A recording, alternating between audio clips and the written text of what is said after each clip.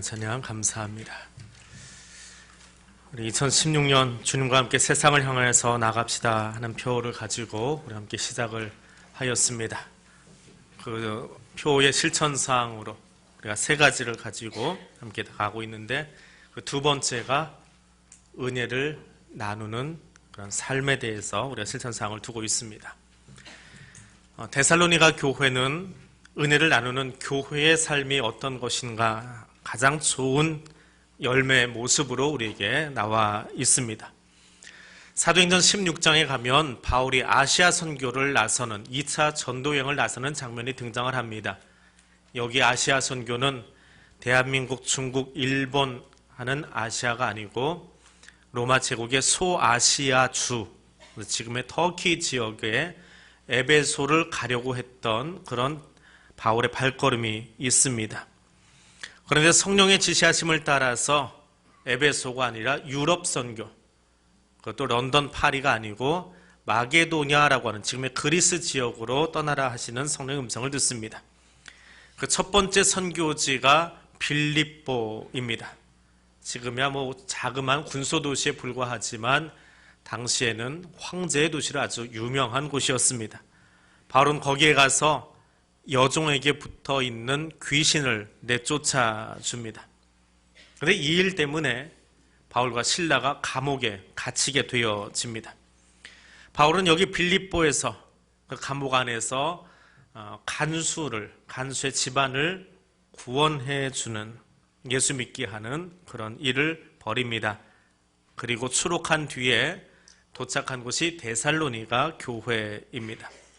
사도행전 17장에 데살로니가가 처음 등장을 하는데, 이 데살로니가는 고작 3주밖에 머물질 못합니다. 유대인들이 조직적으로 바울을 쫓아다니면서 방해하는 바람에 3주 만에 보석금을 내고 도망치듯 아덴으로 그리고 고린도로 갈 수밖에 없었습니다.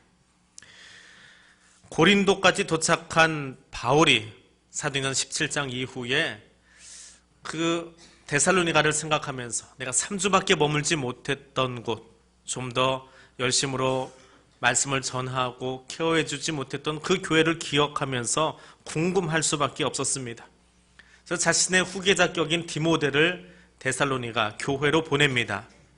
그리고 디모데가 가서 데살로니가 교회 형편을 살피고 돌아온 뒤에 그의 이야기를 듣고 너무 기뻐서 고린도에서 데살로니가에 있는 사람들에게, 성도들에게 보낸 편지가 데살로니가 전서입니다.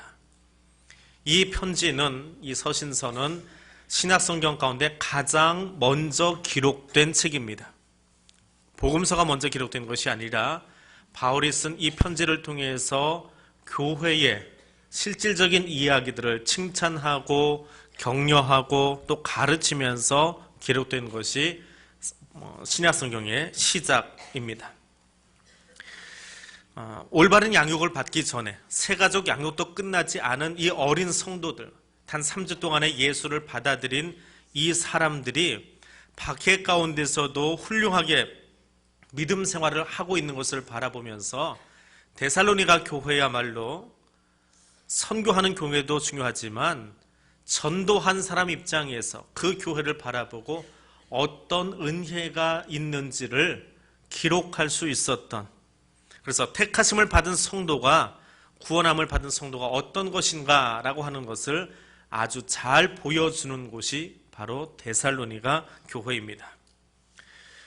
바울은 데살로니가 교회를 향해서 기도할 때마다 그 사람들을 항상 기억하면서 하나님의 말씀을 마음속에 받고 그들의 삶 속에서 그 은혜를 어떻게 표현하고 있는가를 적고 있습니다. 나중에 고린도 교회에서 좀 더 구체적으로 믿음, 소망, 사랑이라고 하는 주제를 다루게 되겠지만, 제일 처음 기록한 이 편지 속에서 이 믿음, 소망, 사랑의 중요한 덕목을 다시 한번 이야기합니다. 데살로니가 교회를 바라보면서 바울이 기뻐할 수 있었던 것은 그 교회가 믿음의 역사를 지니고 있었다라고 하는 것입니다. 믿음의 역사라고 하는 말은 믿음으로 말미암은 역사라고 하는 뜻입니다. 좀 더 풀어서 이야기하면 믿음으로 말미암아서 나타난 변화된 삶의 모습이라고 하는 뜻입니다. 구원받은 성도들은 그들이 구원받은 그 신앙의 내용이 참되다, 올바르다라고 하는 확신 가운데에서 삶의 변화를 가져오게 됩니다. 그리고 그 필연적으로 따라온 상도의 삶은, 그 변화는 다시 믿음을 더 견고하게 해주고 더 튼튼하게 해주는 선순환의 역사가 그 삶 속에서 일어나게 되어집니다. 우리는 태어나면서 죽을 때까지 엉겅퀴를 제거하고 땅을 일구는 삶을 살게 됩니다.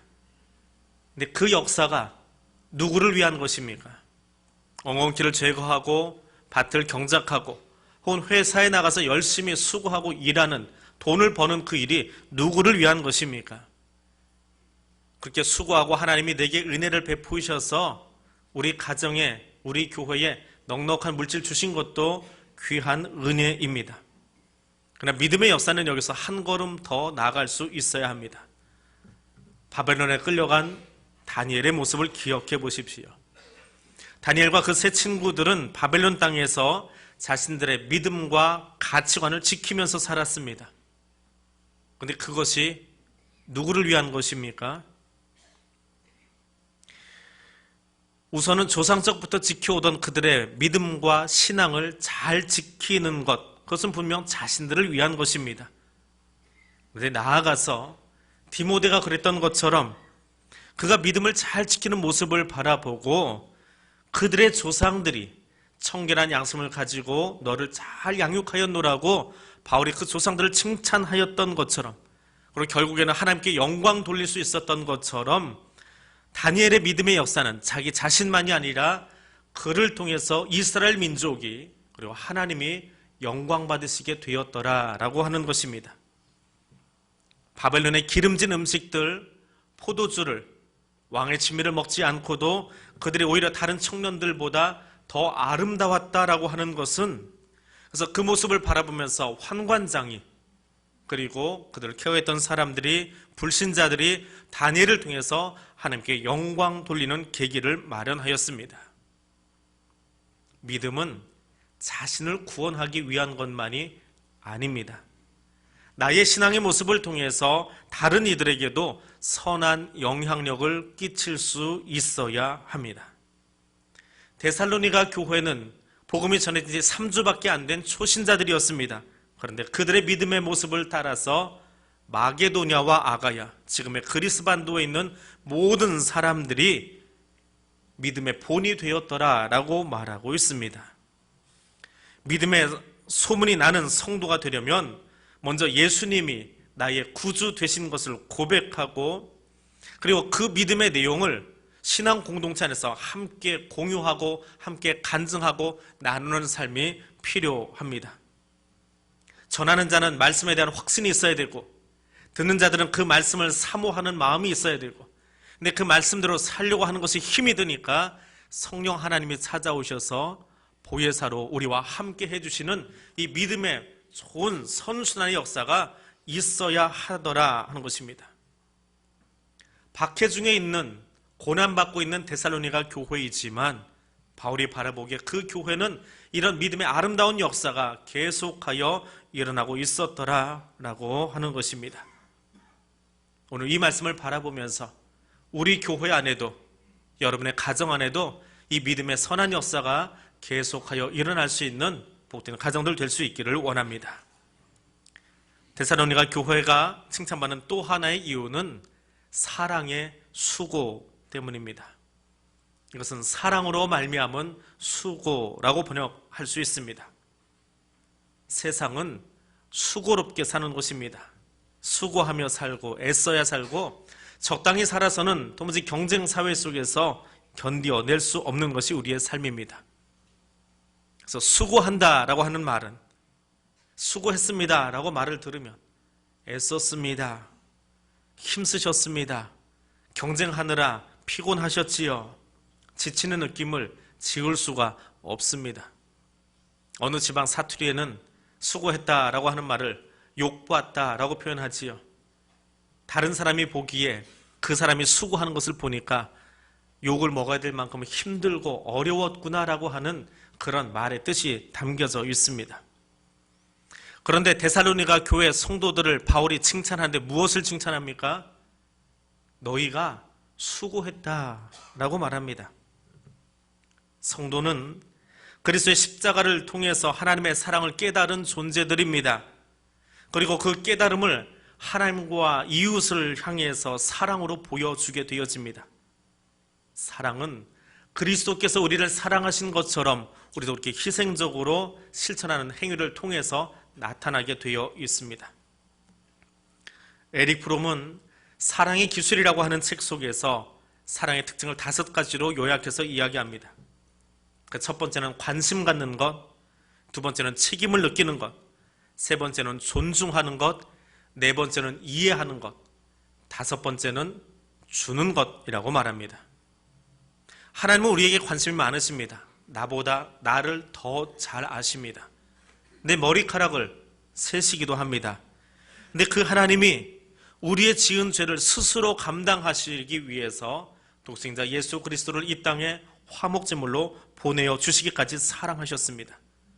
그리고 우리가 그 사랑을 알고 지키고 살아가기에 얼마나 연약한 존재인지를 알기 때문에 지금도 성령 하나님이 우리 가운데서 함께 하고 계십니다. 여러분, 사랑을 말하고 계십니까? 사랑이라는 단어에 관심은 있으십니까? 사랑하겠다고 말하십니까? 내가 사랑할 존재들이 보이십니까? 그러면 나누어야 합니다. 야곱은 라헬을 사랑했습니다. 가진 돈도 없기에 라헬을 얻고 싶은 야곱은 그녀를 아내로 얻기 위해서 7년을 일했습니다. 성경은 야곱이 라헬을 얻기 위해 일한 7년을 수일같이 여겼다라고 말합니다. 그렇게까지 할 필요가 있을까요? 여자들은 그 본문을 바라보면서 당연하지, 나 한 사람 얻으려면 당신도 그 정도로 일해야 돼 라고 말할지 모릅니다. 근데 남자들의 입장에서는 7년씩이나 거기에 플러스 알파까지 해가지고 라헬을 얻어야 되겠느냐라고 하는 겁니다. 그런데 그 수고를 설명할 수 있는 단 하나의 키워드는 사랑밖에 없습니다. 하나님을 사랑하는 사람, 하나님의 사랑을 입은 사람, 하나님의 은혜를 경험한 사람은 사람을 보고 일하지 않습니다. 하나님을 바라보고 수고하고 희생하면서 일합니다. 그리고 그 수고가, 그 희생이 내 능력으로 되어지지 않음을 압니다. 성령의 도우심 가운데 그 수고를 행합니다. 그래서 그 수고는 하나님의 은혜를 나를 통해서 흘러가게 만드는 통로입니다. 남들이 보기에는 수고로움이지만 은혜 받은 이에게는 그 수고가 기쁨입니다.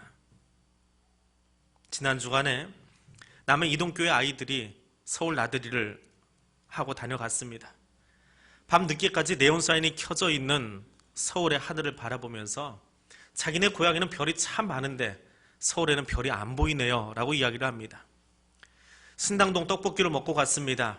가벼운 떡볶이지만 아이들은 남해에 가서 우리는 서울의 떡볶이를 먹고 왔다고 자랑할 거리가 하나 생긴 아이들입니다. 우리가 누군가를 도우려고 하니까 하나님이 우리에게 보너스 하나 주셨습니다.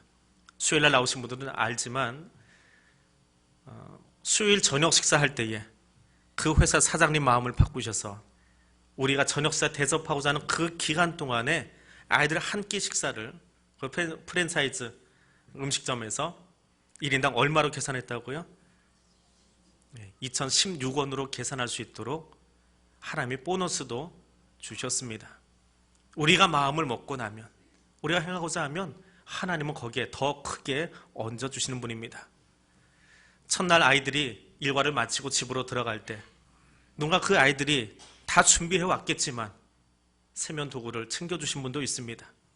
돌아가던 아이들 손에 따뜻한 물 하나 담아가라고 텀블러를 선물로 안겨주신 분도 있습니다. 아들이 수요일날 특송을 해야 되는데 어린 중학교, 고등학교 선생님들이 그 아이들 통솔하는 것이 어려우니까 누가 시키지 않았는데 가서 그 아이들을 통솔해주고 서는 자리를 안내주었던 무명의 성도도 있습니다. 자기 교회 담임 목사님이 수요일 설교하는 것을 들으면서 그 아이들은 꿈을 꾸었습니다. 자기들이 서울 나들이 하는 것, 그리고 앞으로 비전 트립 가는 것이 그 교회의 꿈인 것을 듣고 돌아갔습니다. 아이들이 떠나던 날 그 3층 입구에서 아이들이 서서 이야기하다가 그 고등부 학생 선생님이지요. 그 교회 선생님이 그런 이야기하는 것을 들었습니다. 자기들이 아침마다 모이는 곳이 목양실이었습니다. 지난주에 저희 교회 페인트를 도색을 하고 있어서 장소가 따로 없어서 목양실에서 계속 모였는데 아이들이 그래요. 거기가 자기네들 모임터 무슨 쉼터인 줄 알았더니 담임 목사님 혼자 쓰는 방이더래요. 근데 그게 그렇게 큰지 몰랐대요. 그래서 너희 목사님한테도 그거 만들어 드려라. 그랬더니 이 선생님이 그래요. 고등학생 선생님이 목사님 그거 만들려면 우리 교회 다 뜯어야 되는데요. 그래서 제가 그랬습니다. 그래 그럼 너희들이 가서 이동교회 부흥시키고 교회 새로 지어. 그리고 목사님한테 그 방 만들어 드리면 되잖아. 라고 이야기를 했습니다. 그때 그 고등학생 선생님이 그 아이가 한 이야기가 뭔지 아십니까? 한마디였습니다. 아멘이었습니다. 어린 아이들이지만 저는 그 아이들을 바라보면서 제가 더 큰 은혜를 받았습니다. 우리가 준 것 같지만, 우리가 나누어 준 것 같지만 그렇지 않습니다. 그 일을 함께 했던 여전도의 임원들, 홈스테이를 해주셨던 우리 교우분들, 끝난 뒤에 나온 한결같은 이야기는 내가 도운 것 같은데, 내가 한 것 같은데 오히려 그 아이들에게서 우리가 더 큰 은혜를 받고 그 일을 마쳤다라고 이야기를 합니다. 내가 시간을 쓴 것 같은데 은혜를 입은 것은, 내가 그 일을 통하여 은혜를 입은 것은 그것이 사랑의 수고이기 때문에 그렇습니다. 그들의 이야기를 잠깐만 듣겠습니다.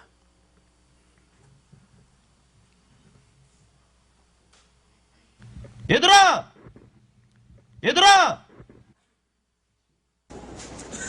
갑자기 날씨도 추워지고 그런다 그래서 걱정을 했었는데요. 그래도 아이들 와 있는 동안에는 하나님의 은혜로 날씨가 그렇게 춥지도 않았었고 그런 아이들 즐겁게 이렇게 놀고 즐겁게 얘기하고 가는 거 보니까 참 감사했습니다.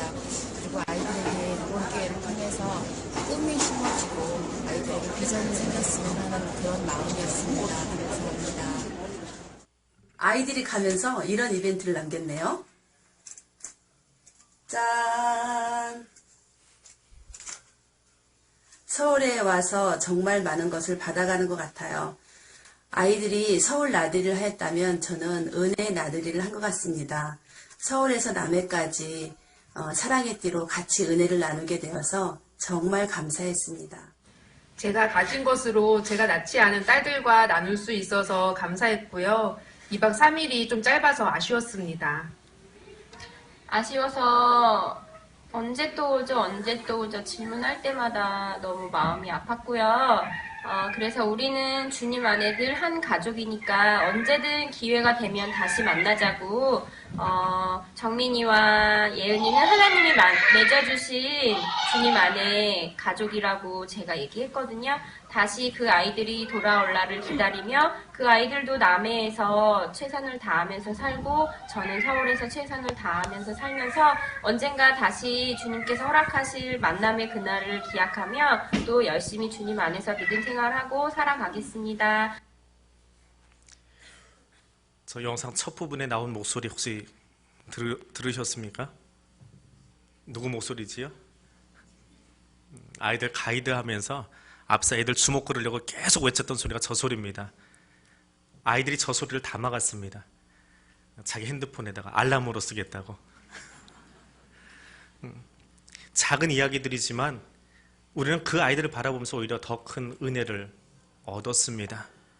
사랑의 수고는 그것입니다. 내가 무언가를 퍼주기 위해서, 내가 가진 여유를 나누어주기 위해서가 아니라 우리 행함 속에서 하나님이 베푸는 자에게 더 큰 은혜를 경험할 수 있도록 도와주시는 겁니다.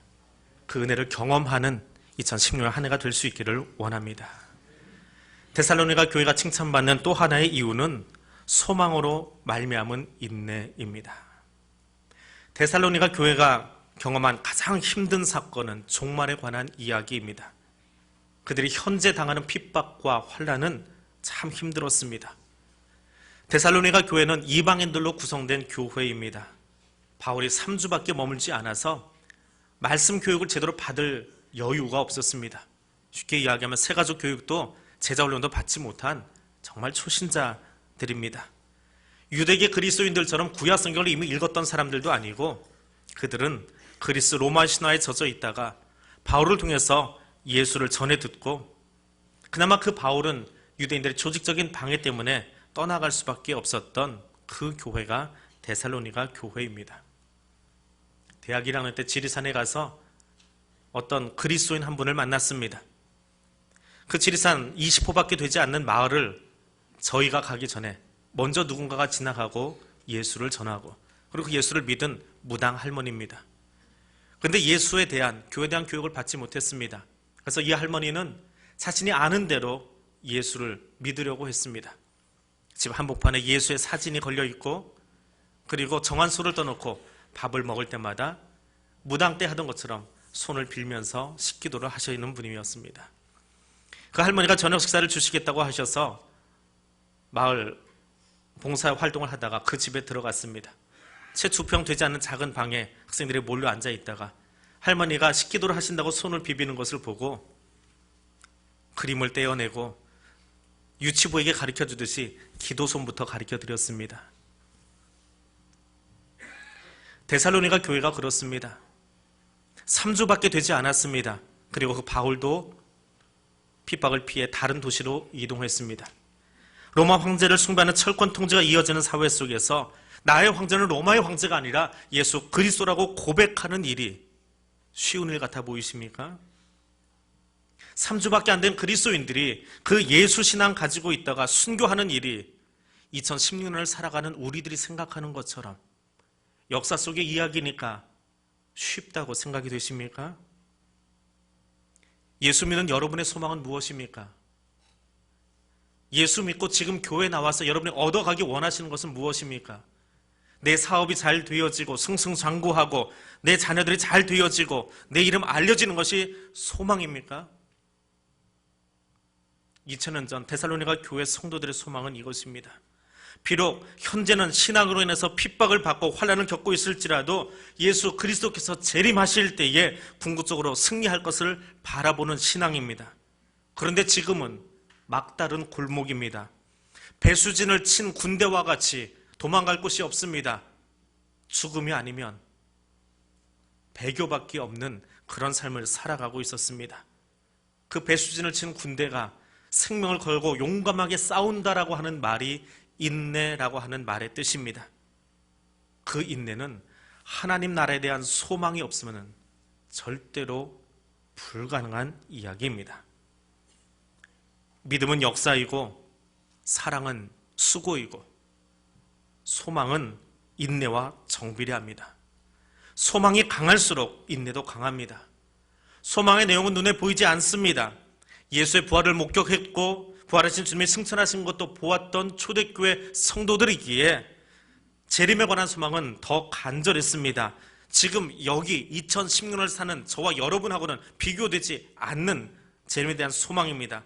그럴수록 거짓 선지자도 또 곧 오시지 않고 있는 주님에 대한 허탈감도 훨씬 강했던 것이 2000년 전 데살로니가 교회 성도들의 모습입니다. 그런데 하나님은 바울을 통해서 이야기하십니다. 그 교회의 종말에 관한 소망이 그 소망이 참 대단하였다. 하나님은 바울을 통해서 데살로니가 교회를 그렇게 칭찬하고 계십니다. 오늘 나의 소망은 무엇입니까? 지난주에 카카오톡이라고 하는 그 인터넷 그 메신저 프로그램에 많이 돌아다닌 이 방에서도 저 방에서도 이 모임에서도 돌아다닌 영상이 하나 있습니다. 그 영상 보여드리지 않겠습니다. 인터넷에 아주 많이 떠 있으니까 찾아보십시오. 바보새라고 불리는 알바트로스라는 새에 관한 이야기입니다. 제가 팔을 다 펴면 이 팔 길이가 175쯤 됩니다. 이게 제 키입니다. 궁금해하시는 분들이 있는데 알바트로스가 날개를 쫙 펴면 3m입니다. 저보다 훨씬 더 큰 그런 새지요. 근데 날개가 하도 크다 보니까 참새처럼 날갯짓해서는 날아오를 수가 없습니다. 물갈퀴까지 있고요. 날지 못하니까 사람들이 쉽게 잡아버립니다. 새는 새인데 날지 못한다 해서 바보새라고 하는 별명이 붙어 있습니다. 그런데 이 새는 태풍이 불면 절벽 위에 올라가서 그 태풍을 향해 자기 몸을 던집니다. 그리고 그 긴 날개를 펴서 퍼덕이는 것이 아니라 그 바람에 의지해서 날갯짓하지 않고도 며칠을 날아갈 수 있고 그 활공하는 모습으로 지구를 한 바퀴 돌 수 있는 그런 새라고 합니다. 그래서 동양의 사람들은 이 새를 하늘만 바라보고 사는 노인 같다. 그래서 신천옹이라고 부른다고 합니다. 근데 이 영상의 마지막에 이런 문구가 자막으로 올라옵니다. 바랄 수 없는 중에 바라며 인내해온 믿음의 여정. 2016년을 그렇게 삽시다라고 하는 문구가 올라오고 있습니다. 소망은 이것입니다. 바랄 수 없는 것 같지만 인내로 바라보는 것. 우리 믿음의 선진들이 바보처럼 구소련과 중국이 무너지고 그 문호가 열려서 그리스도인들이 교회가 세워지기를 바랐던 그 기도를 올려드렸고 그 기도 때문에 지금 러시아의 군종 장교가 배출될 수 있는 것처럼 말입니다. 지금은 핵시위를 벌이고 남은 마지막 자존심 하나 지키려고 그렇게 살아가고 있는 북한 땅이지만 미워하기보다 바랄 수 없는 것 같지만 우리가 바라보고 기도한다면 아직 손에 잡히지 않은 통일의 이야기지만 하나님의 저 문을 열어주실 때에 그날이 곧 가까웠음을 알고 거기도 하나님이 일을 내실 것을 기대하는 소망을 가지고 살아가기를 원합니다. 너무 꽁꽁 얼어붙은 땅이기에 동토의 땅이기에 그 땅이 녹아서 그리스도의 계절이 오기까지 인내하며 기도할 수 있기를 원합니다. 바울에게 데살로니가 교회는 자신이 복음을 전해준 교회였습니다. 그리스도의 복음의 은혜를 나누어준 그런 교회입니다. 더불어 데살로니가 교회는 바울에게 있어서 믿음의 역사와 사랑의 수고와 소망의 인내를 통하여 이 서신을 쓰게 하신 하나님의 기쁨이 되어지고 바울을 통해서 택하심을 받은 것이 무엇인가, 구원받은 성도의 삶은 무엇인가를 가장 잘 보여주는 교회라고 칭찬할 수 있었던 그런 교회입니다. 은혜는 누리는 것만이 아니라 전하는 것만이 아니라 내가 그 일에 함께함으로 더 큰 은혜를 내가 다시 얻게 되는 것임을 기억하면서 2016년 그 은혜를 나누는 교회와 성도들이 되어지기를 원합니다. 기도하겠습니다.